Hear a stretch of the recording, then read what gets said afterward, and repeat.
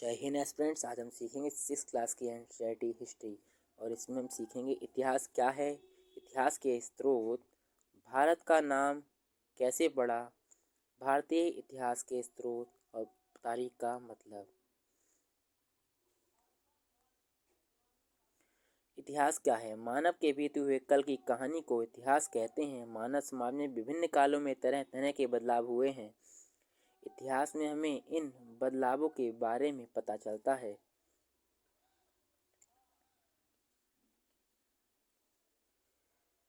इतिहास का महत्व। इतिहास से हमें बीते हुए कल के राजाओं, साम्राज्यों और समाज के बारे में पता चलता है। इतिहास से हमें यह पता चलता है कि भूतकाल में लोग कैसे रहते थे, क्या खाते थे और क्या पहनते थे। इतिहास से हमें उन लोगों के पेशे के बारे में भी पता चलता है।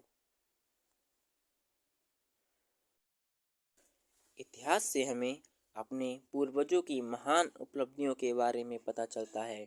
इतिहास से हमें अपने पूर्वजों द्वारा की गई गलतियों के बारे में पता चलता है।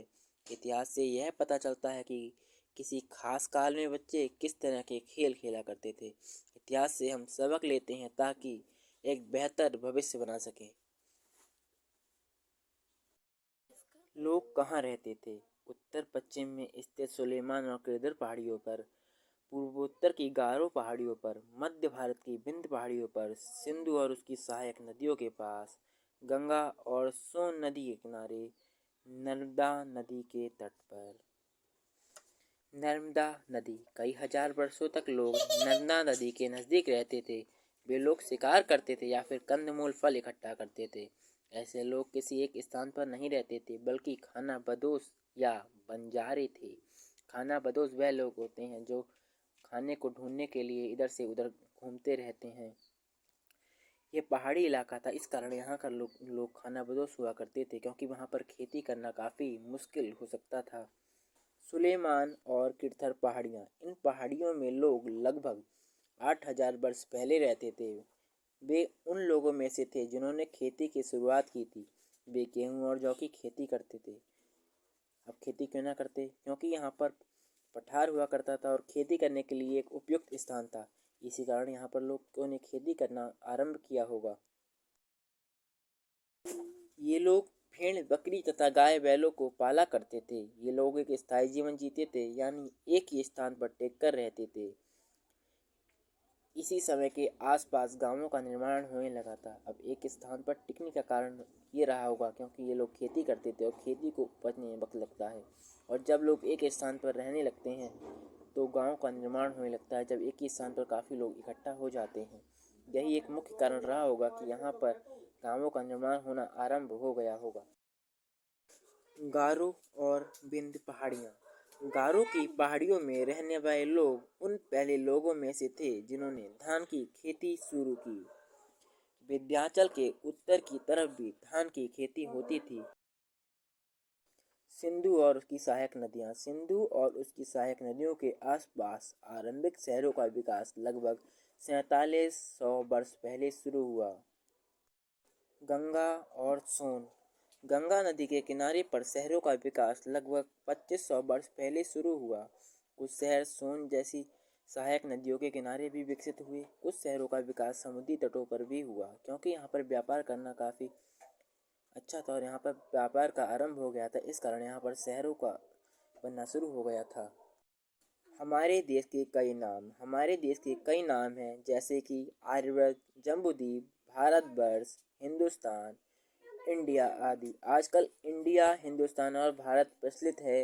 अनुच्छेद 1 में भी भारत अर्थात इंडिया दिया हुआ है। इंडिया। ईरान और ग्रीस के लोग भारत के उत्तर पश्चिम इलाकों में आया करते थे, इसलिए वे सिंधु नदी के बारे में जानने लगे थे। वे सिंधु नदी को इंडस कहा करते थे। इस तरह से सिंधु नदी के पूर्व की ओर पड़ने वाले इलाके का नाम इंडिया पड़ा। भारत। भारतीय उपमहाद्वीप के उत्तर पश्चिमी भाग में रहने वाले लोगों को भरत कहा जाता था।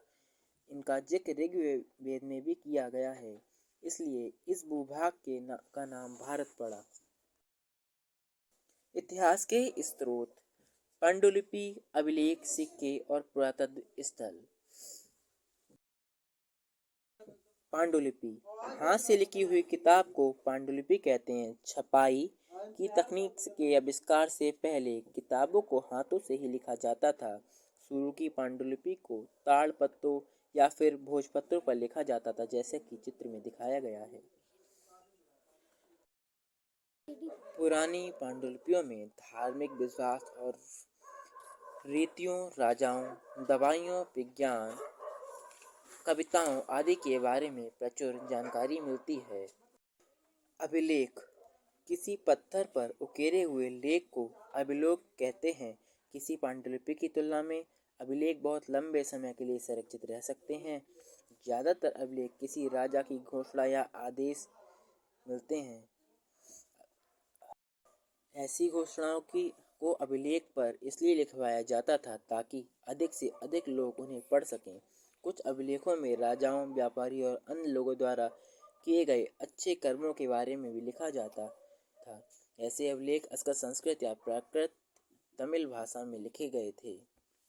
इनके कुछ उदाहरण आपको आज भी मिल सकते हैं। सिक्के सिक्के पर अक्सर उसे जारी करने वाले राजा की तस्वीर रहती है, इसलिए सिक्के उस समय के राजा के बारे में पता चलता है। जैसा कि आप इन चित्रों में देख सकते हैं कि राजा की तस्वीर इन सिक्कों पर दर्शाई गई है। पुरातत्व स्थल जिन स्थानों से ऐतिहासिक अवशेष मिलते हैं उसे पुरातत्व स्थल कहते हैं। भवन और स्मारक भी पुरातत्व स्थल की श्रेणी में आते हैं। ऐसे स्थानों से मिलने वाले पुरावशेष और अन्य वस्तुओं के बीते जमाने के बारे में प्रचुर जानकारी मिलती है। सिंधु घाटी की सभ्यता इसका बहुत ही अच्छा उदाहरण है। पुरातात्वविद पुरावशेषों के अध्ययन के विशेषज्ञ को पुरातात्वविद कहते हैं। तारीख का मतलब तारीख की मदद से हमें घटनाओं की एक खास क्रम में रखने में सहूलियत होती है, इसलिए इतिहास का अध्ययन करते समय तारीखों का बहुत महत्व होता है। इतिहास के बारे में चर्चा करते हुए तारीख के लिए हम BC मतलब ईसा पूर्व और AD मतलब ईस्वी का इस्तेमाल करते हैं। BC का मतलब है ईसा से पहले, AD का मतलब एनो डोमिनी यानी ईश्वर के साल में। कभी कभी AD की जगह पर CE यानी कॉमन एरा का भी इस्तेमाल होता है। इसी तरह BC की जगह BCE का इस्तेमाल होता है।